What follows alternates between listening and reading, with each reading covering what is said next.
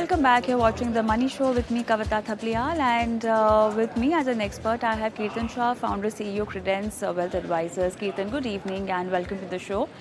While in the later part of the show, we'll be talking to our viewers, but then before that, let's talk about a very interesting topic, that's often asked by our viewers as well, and I'm sure you must be also coming across the same thing with your clients. A lot of time we think that we are making our money work for us. We have the right investment portfolio, we have the right kind of investment instruments, and everything strategized in a perfect way. So, for us to achieve financial goals, but still, the underlying question that a lot of people have is why is their money or their investment strategy not working for them? Uh, uh, One answer cannot be, we cannot generalize this particular statement as it doesn't, this is a very case specific thing that people might just experience. But despite having a proper investment strategy, can there be a scenario where your money cannot work for you? Is that even possible, Kirtan? Hi Kavita, thank you so much for having me on the show. Look, I think as an investor, if you had first looked at how much time do you really have to attain your goals, have a goal in place, be more disciplined, and have asset allocation in place, 9 out of 10 times, I don't see a reason why your money will not work for you. The bigger problem, in my opinion, is that a lot of investors, unfortunately, are still very traditional in their approach in terms of investing, right? They would not know minimum or how much should they invest out of their monthly income every month. They would not know how long do they really want to stay invested, right? And they would not have a goal for which they would want to invest, and hence the discipline is not there.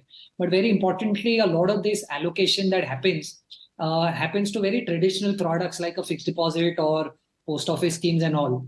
And most of these products don't end up beating inflation after paying for taxes, right? So if you look at it very situationally, let's say when the markets are high, you look at your portfolio, you might feel that the money that you've invested is doing well.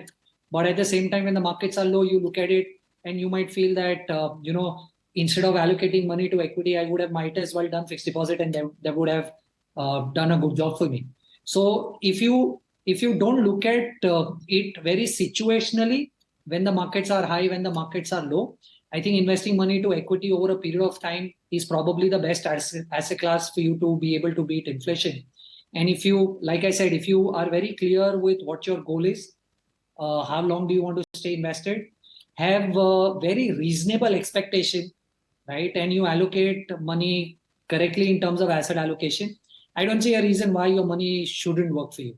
The problem is that a lot of us have very irrational expectation looking at what happened to the markets in the last 3 years. Now, if you expect 18-20% from your equity portfolio in the long term, that's not going to be possible. And hence, you probably might feel that your money is not working for you. But if you have a reasonable 12, 13, 14% kind of expectation, I don't see a reason why you can't make that kind of return if you have the right kind of asset allocation and allocate money to equities. All right. But then when you say investing in the wrong place, when you say having realistic expectations, and when you say, you're disciplined to a wrong investment instrument, what does this mean? If you could just explain this by examples. So, like say for example, if I have to talk about the common mistakes that I see a lot of investors typically make, first is not investing at all, right? We've seen a lot of people, thanks to the period in COVID and so much of literacy that spread after that, which is why we've actually been able to attract a lot of people to capital markets and investing. But in general, if you see, a large part of India still does not really invest, right? Second problem is that a lot of investors invest very less. What I mean by that is, let's say if you earn a lakh of rupee a month and you have 5,000 rupees of investment that you are doing, you might theoretically feel you are investing, but that investing is not really enough, right? And which is why I'm a very firm believer of something called as a 30-30-30-10 rule, which means that if you've got 100 rupees of income that you make every year, make sure that you have 30 rupees on a higher side that is used towards your household and lifestyle expenses, 30 rupees maximum EMI, all of your EMIs put together, and the remaining 30% actually should go towards your investing, and 10% can be buffer or contingency.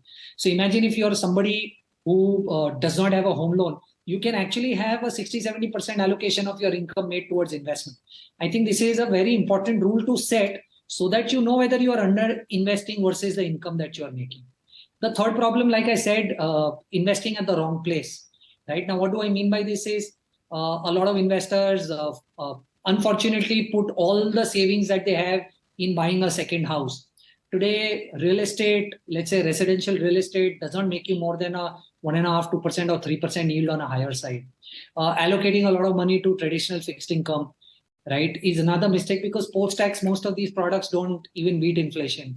Unfortunately, a lot of investors today also, in spite of there being products like SGVs, put a lot of money to physical gold, right? Pay 3% GST.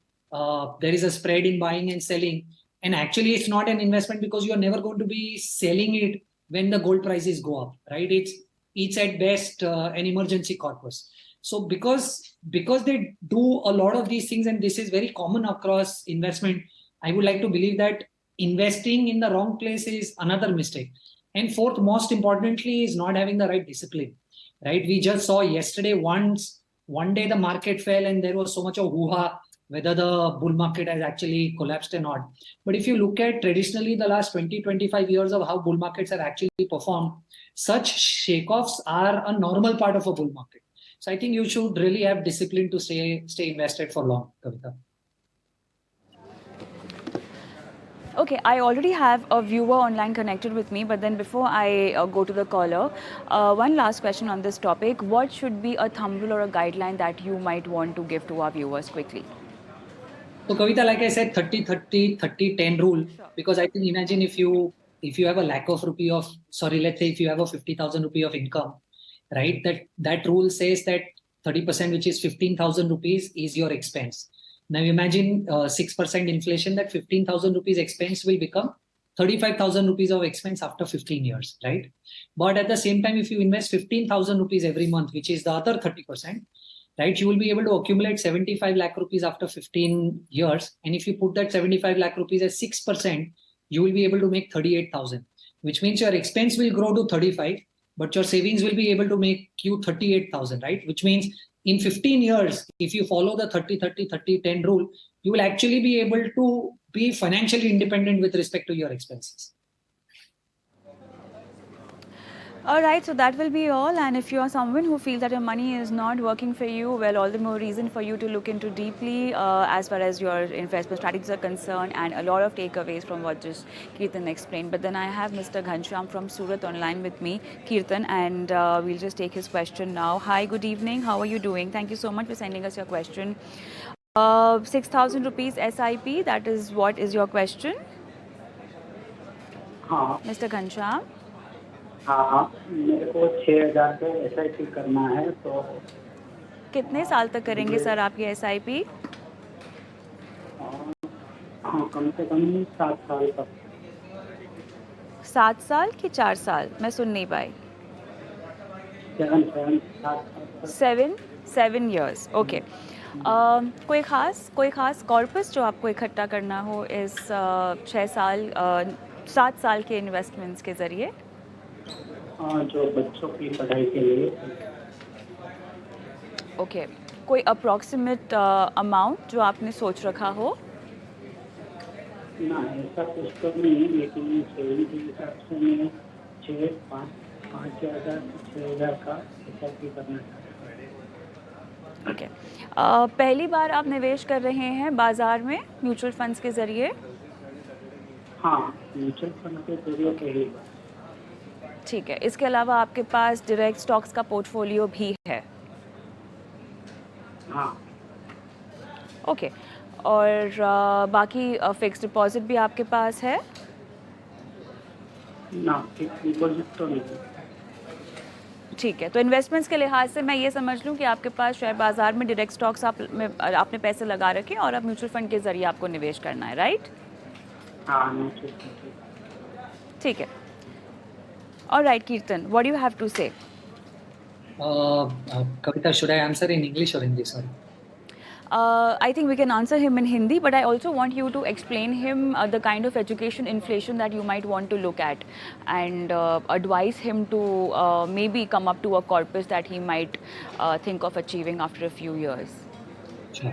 Ghanshyam ji, सबसे पहले तो आप अगर direct equity में invest कर रहे हैं तो मुझे ऐसा लग रहा है कि आपको शायद इन्वेस्टिंग इक्विटी में इन्वेस्टिंग के फायदे और नुकसान डेफिनेटली पता ही है। मुझे नहीं पता है कि आपका direct equity portfolio large cap में है, मिड कैप में है, स्मॉल कैप में है, तो उसे नजरअंदाज किया होगा मैंने मेरी एडवाइस देने के पहले। पर मुझे ऐसा लग रहा है कि अगर आप 5-6 साल या 7 साल के लिए इन्वेस्ट कर रहे हैं तो थोड़ा सा स्मॉल कैप में एलोकेशन ना रखें। तो इसलिए आप अगर अपने 6,000 रुपए को 2,000 रुपये आईसीआईसीआई लार्ज एंड मिड, 2,000 रुपया कोटक इमर्जिंग और 2,000 रुपया पीपीएफएस फ्लेक्सी कैप, ये 3 फंड्स में एलोकेट कर दें तो लार्ज मिड और थोड़ा सा एक इंटरनेशनल एक्सपोजर भी आ जाएगा। ये एक अच्छा तरीका होगा मेरे हिसाब से निवेश करने का। देखिए, आप कितना पैसा इकट्ठा करना चाहते हैं वो मुझे नहीं पता, पर अगर आप मान लीजिए 6,000 रुपये हर महीना निवेश कर रहे हैं और आपके पास 7 साल का तकरीबन समय है, तो आप रफली 8 लाख जितना पैसा इकट्ठा कर पाएंगे। एजुकेशन इन्फ्लेशन तकरीबन 6% से 7% से कम हर साल बढ़ रहा है। तो आपको ये इवैल्यूएट करना पड़ेगा कि आज उस कोर्स जिसको आप करने की तैयारी कर रहे हैं, पैसा इकट्ठा करने में, उस कोर्स का फीस कितना है आज, और उसे अगर आप 6 या 7% से हर साल के लिए बढ़ा दें तो वो तकरीबन नहीं तो 1.7 टाइम्स 1.8 टाइम्स हो जाएगा आज की फीस से। तो आपको ये ध्यान में रखना चाहिए और इवेल्युएट कीजिए कि आप जितना पैसा इकट्ठा करना चाह रहे हैं क्या वो इनफ होगा या नहीं, और नहीं होगा तो थोड़ा सा आपको इन्वेस्टमेंट बढ़ाना पड़ेगा आपके अंदर। All right, Ghanshyam ji, all the best with your investment portfolio. And we move on to our next question, which is from Mr. G. Mahendran. Do I have him on the phone line?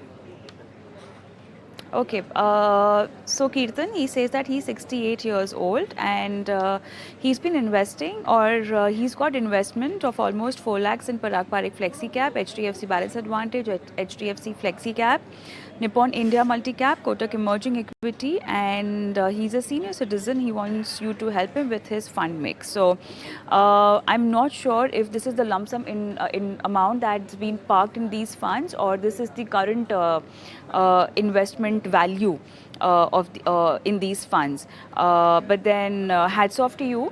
Mr. Mahendran, you're a senior citizen, and the kind of portfolio you have is a hardcore aggressive equity portfolio.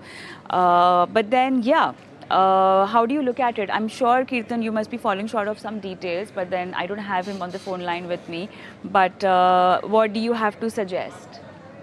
Kavita, I would like to believe that probably this portfolio is not his core portfolio and is a satellite portfolio, because nowhere in the question he is mentioned that he's removing some money out of this every month or every quarter to be able to use for living expenses, right? And because this is a hardcore portfolio where he is also invested in mid caps, right? I'm kind of contemplating that this is probably a satellite portfolio, and hence I'm looking at it from a satellite portfolio standpoint, assuming that he probably has his core portfolio and liquidity portfolio taken care of, from which he's receiving cash flows on a regular basis to live for his lifestyle. So if I look at only the portfolio, Kavita, because of the details which are missing, I think there are a couple of funds that I would suggest him to exit.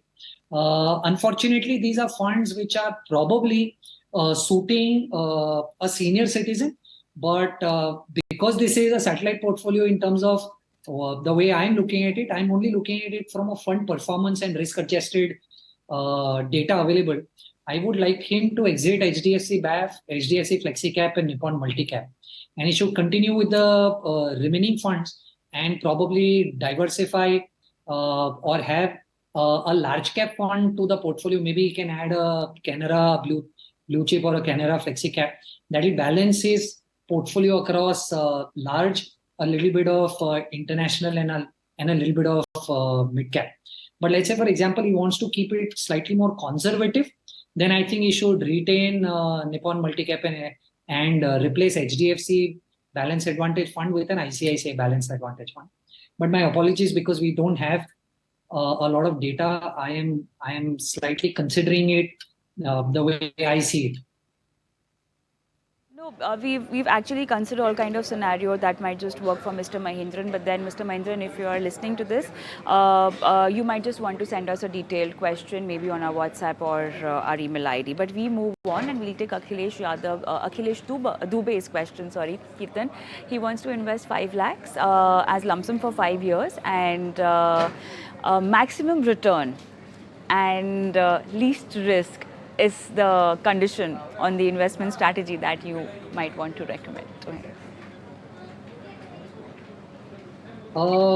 I think the first thing that I really want to talk about is Akhilesh ji.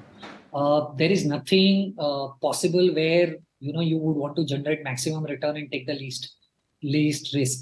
It's always a fine balance, and you will have to understand that the higher the expectation you will have in terms of returns, you will actually have to take higher risk, right?